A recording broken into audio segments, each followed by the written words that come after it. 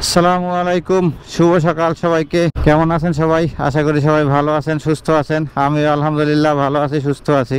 Welcome back to my YouTube channel Sagar Bhai rider and Facebook page Sagar Bhai. আজকে আরো একটি নতুন রাইড শেয়ারিং এর ভিডিও নিয়ে চলে আসলাম আপনাদের মাঝে। অলরেডি সকাল 5:22 বাজে। সকালবেলায় আজকে বের হইলাম। আজকে অবশ্য আমার দুইটা কাজ আছে। একটা হলো এই রাইড শেয়ার করবো হয়তো 9টা পর্যন্ত সর্বোচ্চ। তারপরে এই বাইকটাকে সুন্দর একটা সার্ভিসিং দিতে হবে, কারণ বাইকটাকে অনেকদিন সার্ভিস দেওয়া হয় না। আর সামনে যেহেতু ঈদ চলে আসছে, তাই তার আগে এটাকে একটু সুন্দরভাবে একটা ওয়াশ দিতে হবে। অলরেডি পাঠাতে কিন্তু আমি রিকোয়েস্ট একটা পেয়ে গেছি, তারা পিক আপ করতে যাইতেছে। উনি আছে কমফোর্ট হসপিটালের পাশ দিয়েই। আমি অ্যাপস ওপেন করার একটু পরে রিকোয়েস্টটা পাইছি। ঠিক আছে, চলেন যাই, আগে প্রথম যাত্রীকে পিক আপ করি। আসসালামু আলাইকুম। আমি এই মসজিদটার কথাই বলছি আপনারে।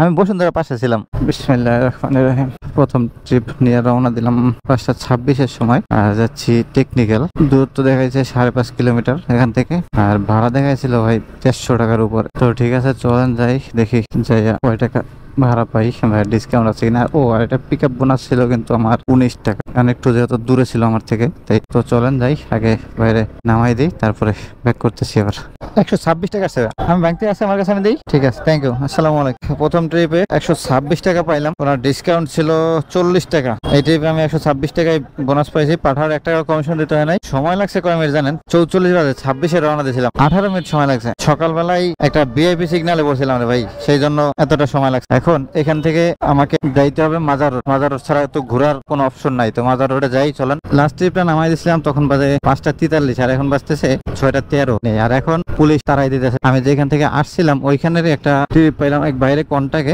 120 টাকা। কইছি ভাই তাড়াতাড়ি উঠেন, এখানে আর দাঁড়াইতে দিতেছে না, কারণ যে একটু আগে ভিআইপি গেছে, সে ভিআইপি আসতেছে। রাস্তায় পুলিশ দেখে তো বুঝতে পারতেছেন যে কি অবস্থা। চলেন তো আগে টাইনা জায়গায় আমি বাইরে নামাই দিয়ে ফিরতেছি।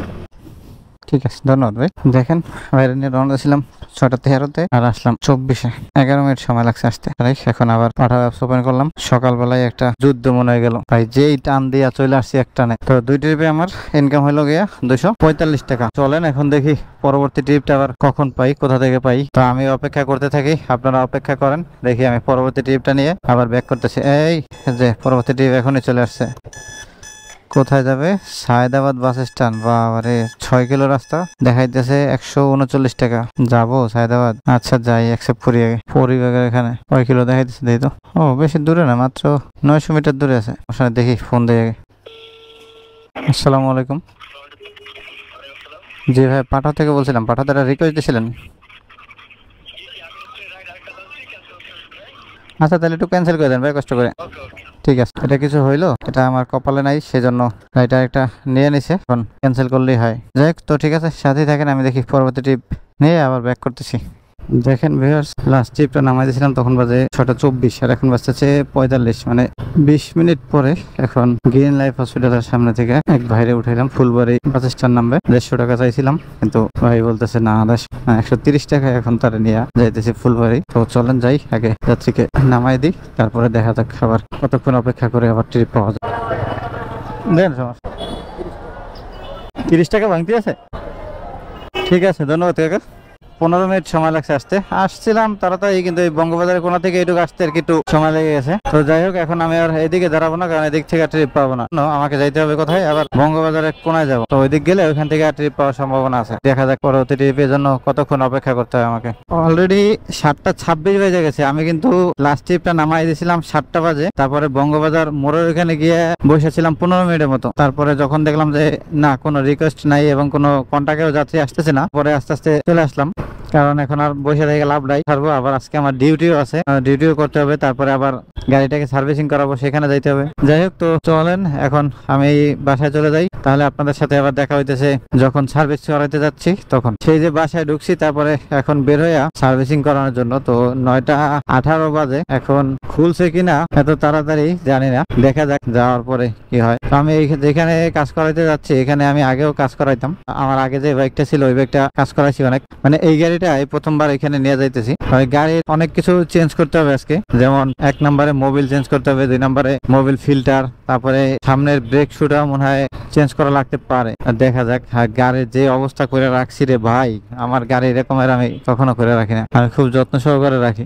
রমজান মাস তো, আরো বন্ধের দিন, মনে হয় না যে সকাল সকাল খুল, এই যে এখন পর্যন্ত খুলে নাই। বাট গাড়ি একটা সিরিয়াল দিয়ে যেহেতু রাখছে, আমারটা ওইখানে রাখি সিরিয়াল দিয়ে, এখানেই কাজ করাইতে হবে। যাই হোক, দেখি কখন আসে, আসার পরে সার্ভিসিং এর সময় আপনাদের মাঝে ফিরতেছি আবার। 1 ঘন্টা 30 মিনিট অপেক্ষা করার পরে ভাই অবশেষে দোকান খুলছে। যেহেতু বন্ধের দিন ছিল তাই একটু লেট করেই সবাই দোকান খুলছে। তারপরে বাইককে পুরা দমে কাজ শুরু করে দিল। তারপরে আমি দোকান থেকে air filter, Mobil filter, brake shoe, যেহেতু ওনাদের এখানে স্পেয়ার পার্টস পাওয়া যায় তাই আমি এখান থেকে নিজের হাতে নিয়ে দিলাম। তারপরে গলার বোল্ডারও চেঞ্জ করা হয়েছে, একদম পুরো যে কাজ বাকি ছিল সবকিছু খুলে নিয়ে গেল ওয়াশ করার জন্য। এই অবস্থায় ওয়াশ করে পুরা 12টা বাজায় দিছে। যাই হোক, পরে ঠিক হয়ে যাবে, সমস্যা নেই। তো অবশেষে বাইক কমপ্লিট করে আমার সামনে নিয়ে আসলো, কিন্তু অনেকটা লেট করে ফেলছে আজকে। ভাই রে ভাই, 2:14 বাজে কাজ শেষ করলাম। সেই সকালবেলা আসছিলাম। আর এই যে বাইকের ঈদের শপিং বেশি না, মাত্র 4,240 টাকা। এখন চলেন বাকি কথা ওইদিকে গিয়া। দেখেন, সেই সকাল 9:30 বাজে আইসা এখানে বাইকের সার্ভিসিং দিলাম, একটা পুরা মাস্টার সার্ভিস করানো হয়েছে। তো এখন মোটামুটি বাইকটা চালাইয়ে মজা আছে, তবে থ্রটল কেবলটা একটু জানি কেমন করতেছে, সমস্যা নাই, ফিরে যাবে। অনেক কিছু লাগানো হয়েছে আজকে। আমার ক্লাস কেবলটা ছিঁড়ে গেছিল, সেটাও চেঞ্জ করলাম। সোজা কথা, বাইকের এখন আর কোনো কাজ নাই, একদম ফুল ওকে। এখন কত সুন্দর লাগতেছে বাইকটা, দেখেন পুরা চকচকা করতেছে একদম। এখন আর মনে চায় না যে গাড়ি এই ঢাকা শহরের রাস্তায় চালাই। সার্ভিসিং করতে আসলে আসলে প্রচুর পরিমাণের কষ্ট, কারণ সারা দিনটাই মাটি হয়ে যায়। এদিকে আমার অফিস চলতেছে, এই সকালবেলা আসছি, আর কোনো খবর নাই, এখন যাচ্ছি। আপনারা তো দেখলেন যে রাইড শেয়ার করতে বেরোছি, তো 3টা ট্রিপ দিয়া 375 টাকা ইনকাম করছি। হ্যাঁ, এসে বাইক সার্ভিসিং করার এখানে 4240 টাকা। ওদেরকে আবার যেহেতু ঈদের সময় তাই কিছু বোনাসও দিতে হয়, তো সেটাও দিলাম। সামনে মনে হয় প্রচুর পরিমাণে জ্যাম, ভাবছিলাম হয়তো ট্রেনে জ্যাম না, এটা পুরা কারণ বাজার সিগন্যাল জ্যাম হয়ে, এই কারণে আরো খারাপ লাগতেছে। তো যাই হোক, আজকের ভিডিওটা তাহলে এখানে শেষ করে দিই। কথা বলতে ভালো লাগতেছে না বেশি, প্রচুর পরিমাণে খারাপ লাগতেছে। এখন সারাটা দিন ওখানে আইসা বইসা, সেজন্য এখন আর ভালো লাগতেছে না কথা বলতে। তো ঈদের আগে বাইকের শপিং কিন্তু করাই দিলাম, নিজের কিন্তু এখনো কোনো কিছু কিনে নেই। তবে ভাই অনেক খারাপ লাগতেছে, অনেক অনেক, যা বলার মতো না। এখন যে পরিমাণ রোদ উঠছে বাইরে, সিগন্যাল মনে হয় ছাড়ছে, দেখছেন, যা বলছি তাই। সামনে একদম পুরা কারণ বাজারের রাস্তাটা মানে জ্যাম হয়ে, এটা আর কিছু না, এটা বসুন্ধরা জ্যাম ভাই। বসুন্ধরা ওইদিকে গাড়ি ঢুকতেছে প্রচুর পরিমাণের, সেই জন্য জ্যাম লাগছে। আমাকে আজকে এখন উল্টা তো আর ঢুকতে পারবো না, এখন বসুন্ধরা পিছন সাইড ঘুরে তারপরে ঢুকতে হবে। আজকে আর কোথাও বের হওয়া যাবে না, মানে এত পরিমাণ কষ্ট। আজকের ভিডিওটা তাহলে এখানে শেষ করে দেই, জাস্ট আপনাদের সাথে শেয়ার করা, যেহেতু রাইড শেয়ার করলাম আর বাইকেরও কাজ করাইলাম, এই জন্য আপনাদের সাথে শেয়ার করলাম যে, আর আমি যেখানে বাইক সার্ভিস করাইছি আপনারা চাইলে করাইতে পারেন, তবে আপনাদের নিজ দায়িত্ব। ঠিক আছে, সবাই ভালো থাকেন, সুস্থ থাকেন, দেখা হবে আবার পরবর্তী কোনো ভিডিওতে। আল্লাহ হাফেজ।